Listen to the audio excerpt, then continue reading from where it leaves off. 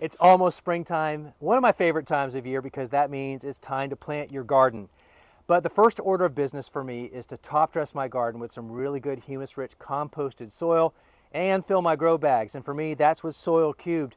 And this year I'm using their Veggie mix. So it's a new product that is their standard product with some enhanced drainage by way of some wood fines, tiny little wood pieces in here, little wood fiber that helps with that drainage.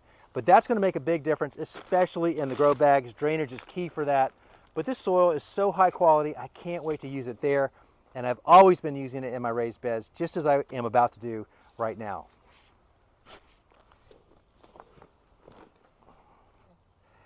I have a lot of raised beds, and I also plant into a lot of grow bags, and it's nice to have one product that I know works well in both scenarios. And for me, it's Soil Cubed, and this year it's their Veggie mix, especially with the grow bags because of those wood fibers that will really help with the drainage this year. In addition to that, the top dressing of 1 to 2 inches on top of my raised beds makes a huge difference with the Soil Cubed going in because I know that it's replacing the nutrients that have been lost from the prior growing season.